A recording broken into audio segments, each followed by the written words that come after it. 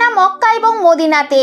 আমরা প্রায়শই একটি কথা শুনে থাকি যে মক্কা মদিনার মতো পবিত্র জায়গাতে ভগবান মহাদেবকে বন্দী করে রাখা হয়েছে, কিন্তু এটা কি সত্যি? যদি এটা সত্যি না হয় তবে কেন মুসলমান সম্প্রদায়ের এত মানুষ এখানে ভিড় করেন? কোনো হিন্দু কেন এখানে উকি পর্যন্ত দিতে পারে না?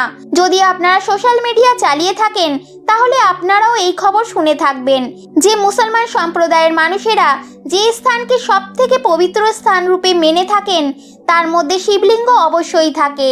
আর মুসলমান সম্প্রদায়ের মানুষেরা যে স্থানে শয়তানকে পাথর মারে সেই জায়গা আর কিছু নয় বরং ভগবান শিবই, যেটাকে সৌদি আরবের লোকেরা বন্দি বানিয়ে রেখেছেন, তাও অনেক বছর ধরে।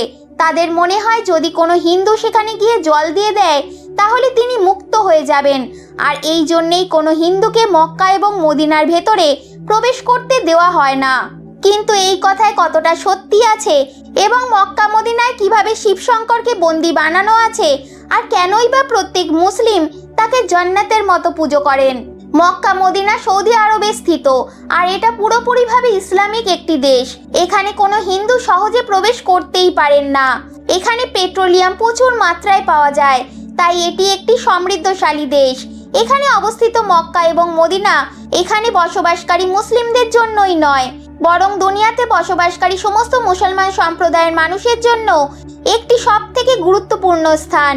আর এই জন্যেই এখানে প্রত্যেক বছর লাখ লাখ মানুষ ভিড় করেন। যেমন ভাবে হিন্দুরা মনে করে থাকেন যে 4টি তীর্থস্থান ভ্রমণ করলে মানুষের সমস্ত পাপ, সমস্ত দুঃখ কষ্ট থেকে মুক্ত হয়, ঠিক সেইভাবেই মুসলিম ধর্মে মানা হয়ে থাকে যে মক্কা মদিনা দর্শন করলে মানুষ খোদার পছন্দের ব্যক্তিতে পরিণত হয়ে যান।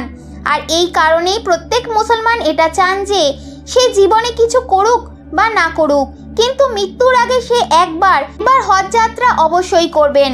আর এই জায়গা কতটা গুরুত্বপূর্ণ তার আন্দাজ আমরা করতে পারি এইভাবেই কোনো মুসলমান দেশের যে কোনো জায়গায় থাকুক না কেন তারা কাবার দিকে মুখ করেই নামাজ পড়েন।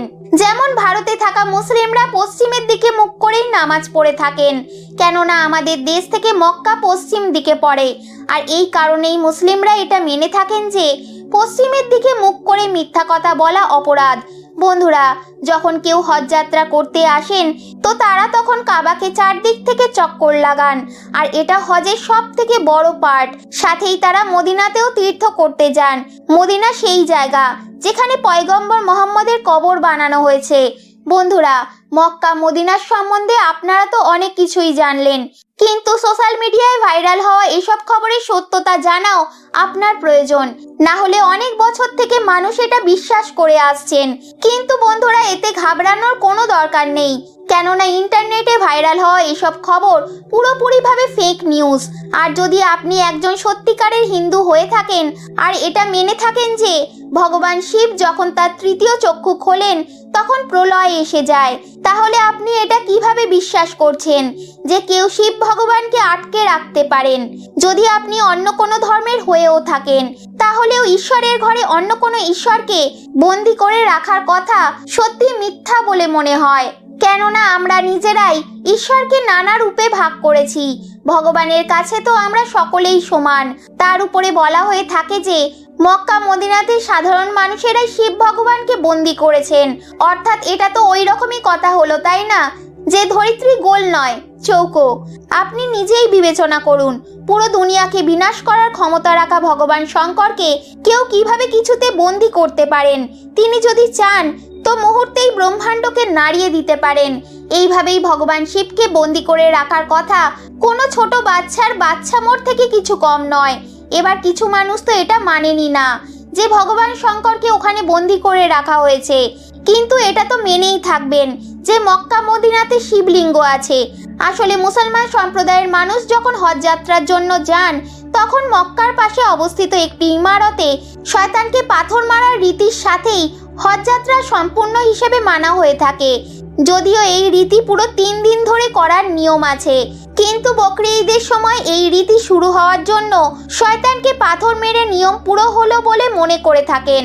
হজ যাত্রা করতে এসে তৃতীয় দিনে এই 3 বড় স্তূপকে শয়তান ভেবে পাথর মারতে থাকেন, আর এই নিয়ম করার পরেই হজ যাত্রা সম্পূর্ণ হওয়া বলে মানা হয়ে থাকে। এবার অনেক হিন্দুরা এই স্তূপগুলোকে শিবলিঙ্গ বলে মনে করে থাকেন, কিন্তু বন্ধুরা এরকম কিছুই নয়, বরং এর সত্যতা অন্য কিছুই। একসময় আল্লাহ হযরত ইব্রাহিমের থেকে কুরবানির জন্য তার সব থেকে পছন্দের জিনিস চেয়েছিলেন। তখন হযরত মুহাম্মাদের নিজের একমাত্র সন্তানের থেকে বেশি পছন্দের জিনিস আর কি বা হতে পারে, কারণ তার সন্তান একটু বয়সেই জন্মেছিল আর হযরত ইব্রাহিম তাকে প্রচণ্ড ভালোবাসতেন। কিন্তু তিনি ঈশ্বর বা খুদার হুকুমকে অগ্রাহ্যও করতে পারতেন না। তাই হযরত ইব্রাহিম খুদার জন্য তার সন্তানকে কুরবানি দেওয়ার সিদ্ধান্ত নিলেন। কিন্তু যখন হযরত ইব্রাহিম তার সন্তানকে নিয়ে কুরবানি দিতে যাচ্ছিলেন, তখন রাস্তায় এক শয়তানের সাথে তার দেখা হয়। সে হযরত ইব্রাহিমকে বলেছিল যে সে এই বয়সে তার সন্তানের কুরবানি কেন দিচ্ছেন, এবার তো আবার করে সন্তান হওয়াও মুশকিল, তার উপর এই সন্তানই তাকে বুড়ো অবস্থায় দেখাশোনা করবে। আল্লাহর কথায় কিভাবে হযরত ইব্রাহিম তার নয়নের মণিকে কুরবান করবেন? শয়তানের এসব কথা শুনে হযরত ইব্রাহিমও চিন্তায় পড়ে গেলেন আর তারপর তার কুরবানি দেওয়ার সিদ্ধান্ত নড়বড় করতে থাকে। কিন্তু তারপর তিনি ভাবলেন, না, আল্লাহর হুকুম সবার উপরে। তিনি এও ভাবলেন যে কুরবানি দেওয়ার সময় তিনি যেন ভাবুক না হয়ে পড়েন, আর তাই তিনি কুরবানি দেওয়ার সময় চোখে পট্টি বেঁধে নিয়েছিলেন।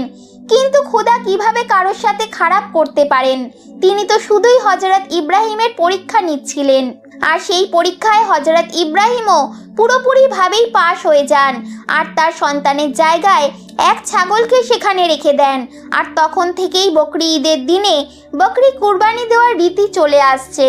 আর এই কারণেই হজযাত্রী যখন কোনো পশুকে কুরবানি দিয়ে দেন, তারপর তারা শয়তানকে পাথর মারতে পৌঁছে যান, যে হযরত মুহাম্মদকে উস্কিয়েছিল। আর এই পাথর মারার রীতির সাথেই তারা খোদাকে এই প্রতিশ্রুতিও দেন যে কোনো শয়তান তাদের কখনো উস্কাতে পারবে না, সেই শয়তান বাইরের দুনিয়ার হোক বা নিজের মনের, তারা সব সময় খোদার সেবা করবেন। আর তাই এই 3 স্তূপ শিবলিঙ্গ নয়, বরং শয়তানের প্রতীক।